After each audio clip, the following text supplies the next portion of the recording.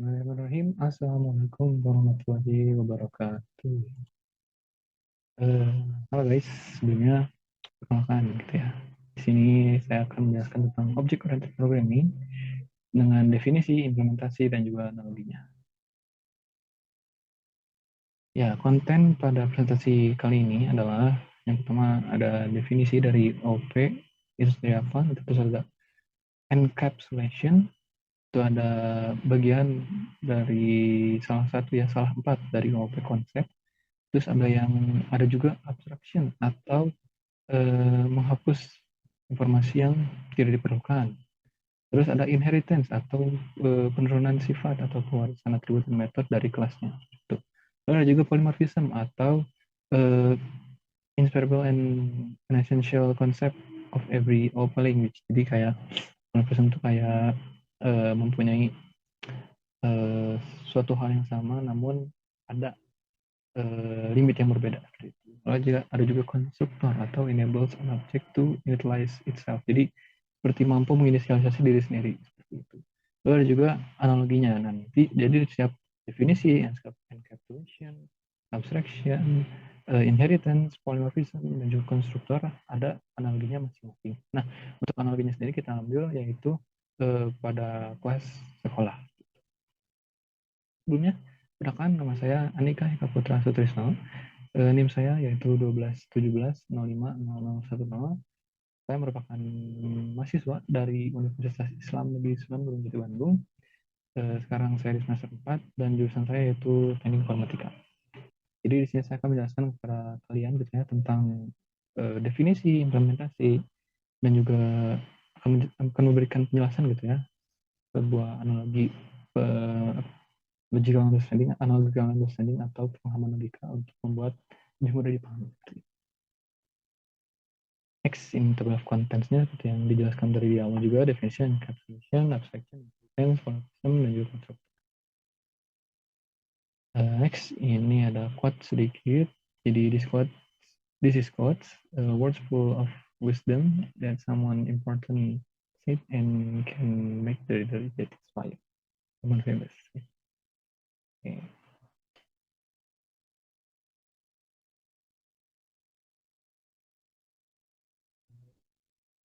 Yang pertama kita masuk ke bagian definisi. Nah, jadi apa itu definisi dari OP gitu ya? Sumber dari target, Object Oriented Programming atau OOP atau di mata kuliah disebutnya PBO, pemrograman berorientasi objek, adalah satu metode pemrograman yang berorientasi pada objek. Tujuan utama OOP adalah untuk mengatasi kelemahan pendekatan pengembangan pemrograman konvensional. Jadi membuat lebih mudah untuk diakses, lebih mudah dipahami dan lebih mudah untuk dikerjakan. Lalu juga kelas, apa itu kelas? Dalam OOP ini juga ada kelas, ada objek, ada metode, ada atribut, dan lain hal. Gitu ya. Jadi apa itu kelas? Kelas adalah istilah build, prototype, atau pendefinisian dari suatu benda. Di dalam kelas lah, atribut dan metode suatu objek didefinisikan. Lalu ada juga objek. Apa itu objek? Objek adalah bentuk instans, nyata, real, atau hidup dari sebuah kelas. Jadi bentuk nyata sebuah kelas yaitu objek. Lalu juga pengertian dari metode. Apa itu metode? Metode adalah tindakan yang bisa dilakukan di dalam kelas gitu ya. Nah, ada juga atribut. Nah, apa itu atribut? Atribut yang diibaratkan sebagai properti atau field gitu ya. Jadi data yang terdapat. Oke.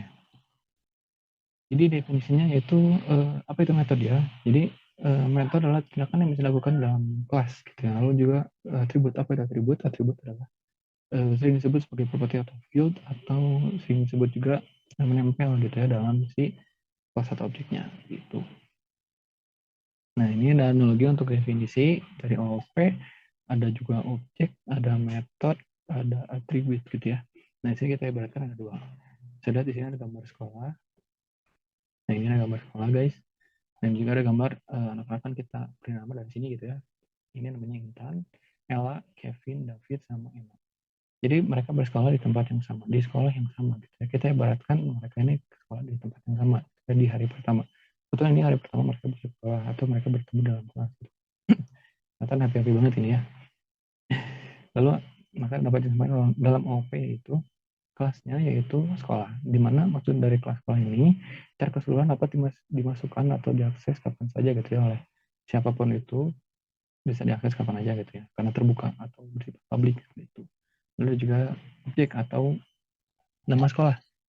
Ya, biasanya nama sekolah ini pasti sekolah itu pasti ada namanya gitu ya.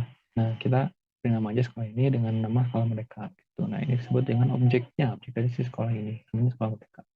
Lalu juga atribut yaitu ruang kelas. Nah, di mana ruang kelas ini sangat melekat dengan sekolah itu sendiri gitu ya. Jadi sangat dekat kaitannya. Kalau misalnya sekolah yang nggak ada ruang kelas, mau apa dijadiin sekolah gitu kan?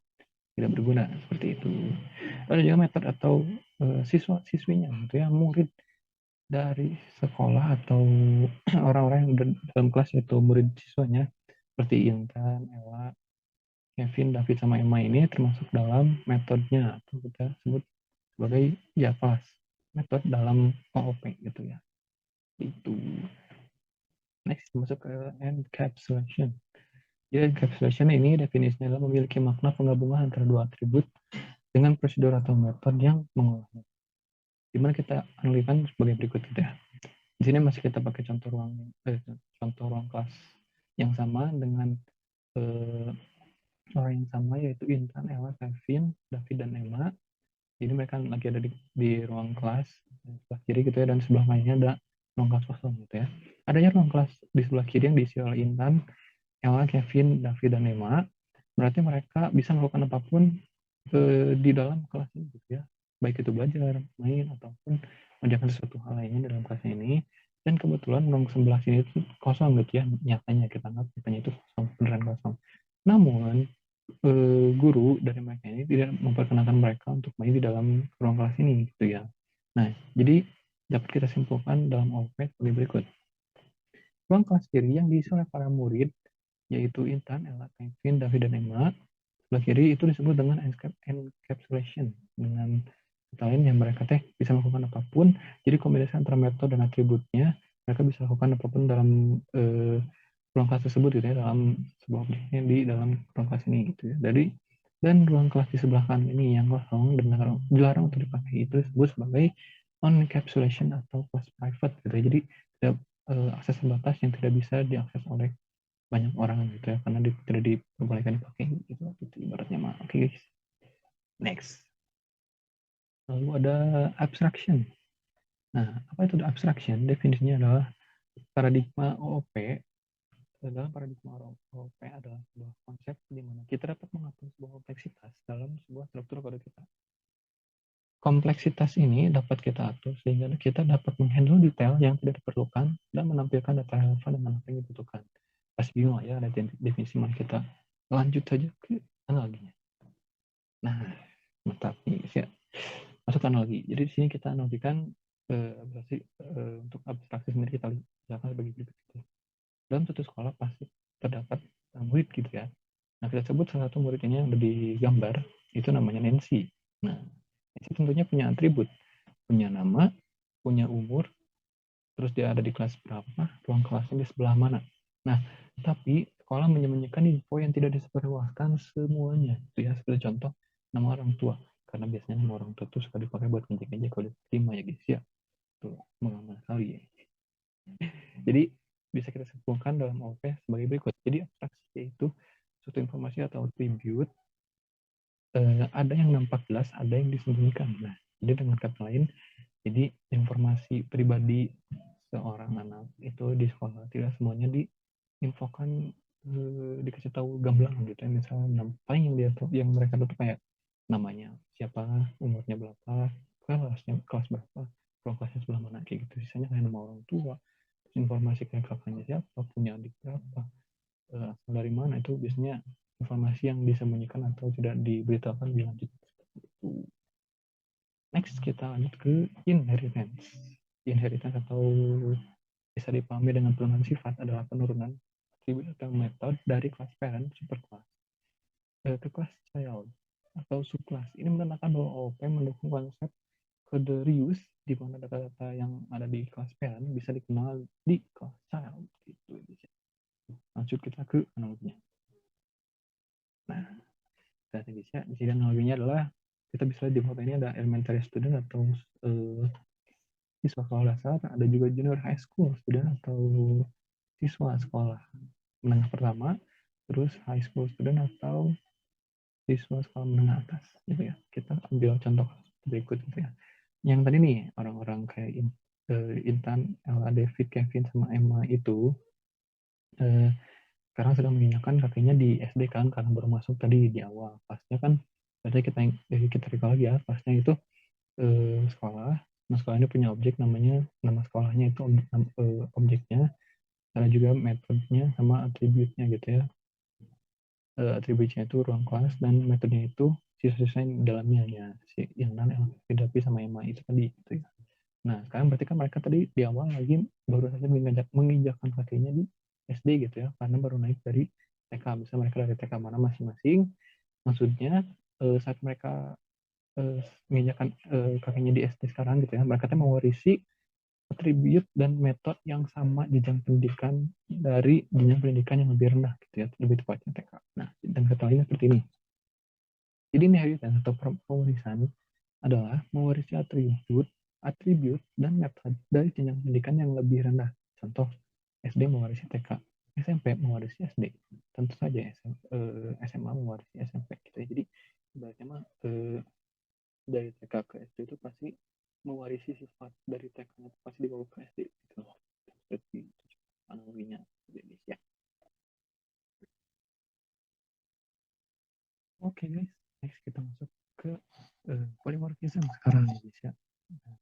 Jadi apa sih pengertian dari polymorphism itu? Nah, artinya adalah polymorphism adalah kemampuan dari sebuah objek untuk bekerja dalam berbagai bentuk penggunaan. Polymorphism biasanya digunakan ketika sebuah reference dari kelas parent digunakan untuk mengacu ke kelas child gitu ya. Nah, tanya saja ke analoginya. Nah, di sini ada analogi yang nggak mau pakai analogi bisnis sekolah gitu ya. Nah, kita tahu kalau bisnis sekolah itu pasti ada dua untuk yang dan untuk cowok. Ingat di sekolah kalian yang jelas kalian tidak masuk ke WC, yang cowok tidak boleh masuk ke cewek dan yang cewek tidak masuk ke cowok gitu ya guys ya. Jadi ada aturannya seperti itu. Nah, analogi untuk polymorphism pada bisa kita ambil sebagai berikut gitu ya. Setiap siswa atau murid pasti memiliki hak yang sama untuk pergi ke WC gitu ya. Baik itu untuk buang air kecil atau buang air besar. Nah, ada juga bukan hanya niat yang sama gitu ya, tapi juga ada perbedaan kayak misalkan saya sebutnya kayak dia itu berkesan atau tidak. Nah, tetap aja itu pasti punya hak untuk ke kamar mandi atau ke WC sekolah gitu ya guys. Ya, dengan kata lain, metode WC murid atau WC sekolah ini adalah adanya hak yang sama untuk pergi ke kamar mandi atau WC. Namun akan memiliki output dan niat atau kasta yang berbeda. Gitu ya, misal uh, uh, saya cowok nih. Nah, saya mau ke WC, tapi ada juga dari kelas lain misalnya yang izin ke gurunya juga mau ke WC gitu ya. Nah, kita kan sama-sama mau ke WC nih. Nah, nanti biasanya outputnya tuh keluarnya bakal beda gitu ya. Entah misalnya dia orang yang lebih bersih dari saya atau tidak gitu ya. Biasanya kelihatan misalnya celana tuh basah dikit di bawah gitu kan, sepatunya basah. Nah, saya mau misalnya nggak basah kering gitu ya, karena celana bersih sekali gitu. Nah, itu ibaratnya guys ya untuk analogi polymorphism gitu. Next, kita masuk ke konstruktor. Nah, apa sih menjadi konstruktor? Konstruktor adalah metode khusus yang akan dieksekusi pada saat pembuatan objek instan. Biasanya metode ini digunakan untuk inisialisasi atau mempersiapkan data untuk objek itu. Langsung kita ke analoginya. Nah, analoginya pada objek konstruktornya bisa kita ambil contoh yaitu pegawai administrasi sekolah gitu. Kita tahu gimana biasanya sangat penting gitu ya, karena saat kita masuk sekolah pasti ada aja gitu ya pegawai administrasi yang pasti minta data-data pribadi kita. Nah, itu kita ibaratnya sebagai metode dan juga atribut kita gitu ya. Nah, yang mereka mengolah atau menginisialisasi itu data siswa teman yang baru akan masuk ke sekolah yang bersangkutan. Dan itu tentu akan mempermudah kita, mempermudah sekolah juga, mempermudah pihak distrik juga untuk menginisialisasi data atribut atau metode yang siswa atau murid miliki. Dengan kata lain, pegawai administrasi sekolah ini menginisialisasi kita sebutnya dalam konstruktor data semua siswa atau murid yang akan daftar dan bersekolah di tempat yang bersangkutan. Jadi peran itu sangat krusial karena kita ambil di sini karena beliau ini adalah sebagai pengolah data dari entah itu metode atau atribut yang kita punya, entah itu dari nama kita, asal kita dari mana, asal sekolah kita dari mana, misalnya kita masuk SD dari mana, masuk SMP SD dari mana, TK-nya dari mana, kayak gitu ya guys ya. Contohnya seperti itu. Nah, kita masuk ke access modifier. Nah, jadi di access modifier ini ada 3 gitu ya. Yang pertama ada public, terus yang kedua ada private, dan yang ketiga itu protected. Nah, ini mempunyai pengertian berbeda gitu ya. Nah, yang public itu pengertiannya adalah access modifier public mempunyai hak akses paling luas dibanding yang gitu ya, lebih luas dibanding private dan protected. Nah, dengan kelas private itu akses modifier yang bersifat tertutup. Setiap variabel wajib untuk dilindungi hak aksesnya secara langsung dari luar. Nah, lalu ada juga protected. Nah, yang protected ini biasanya digunakan untuk mewarisi variabel yang ada di suatu kelas terhadap kelas. Ya. Kita ambil contohnya di sini. Ini ada Gitsu web tentang grup prinsipal atau ruang kepala sekolah. Kita masuk ke contohnya di sini ya bisa. Kita lihat di sini ada gambar intan nih ya, gambar sekolah di sini, sama ada gambar ruang kepala sekolahnya di sana. Jadi pada gambar ini kita dapat memaknai dengan si intan ini bisa bermain dengan bebas, mau ngapain aja. Jadi bebas ngapain di sekolah intan ini. Namun intan gak boleh masuk ke ruang kelas, ruang sekolah, apalagi main di dalam sana aja.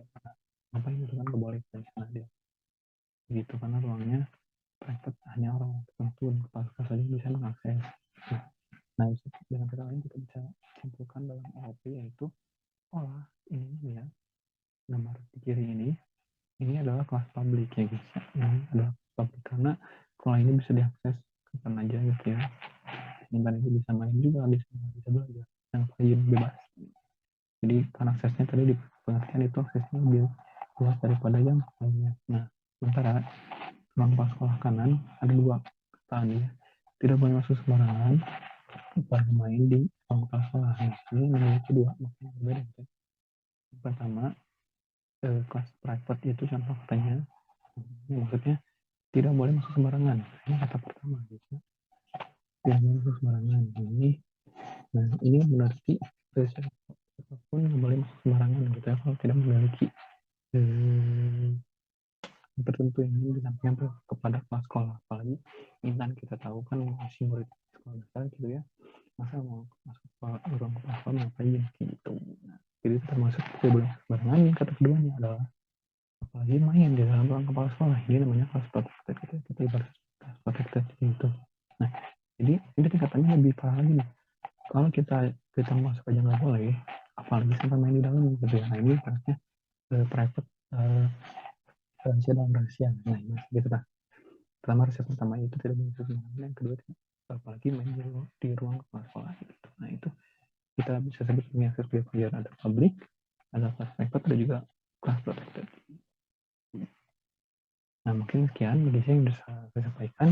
Sedikit lagi, tapi cara reinforce. Jadi setiap gambar itu adalah seniman dari sebuah konsep gitu. Yang sekian, terima kasih untuk perhatiannya. Don't forget to like, comment, and subscribe. Everything is money but mungkin sekian yang bisa saya sampaikan. Mohon maaf apabila ada kesalahan dalam pengucapan dan penjelasan. Bila itu saya, wassalamualaikum warahmatullahi wabarakatuh.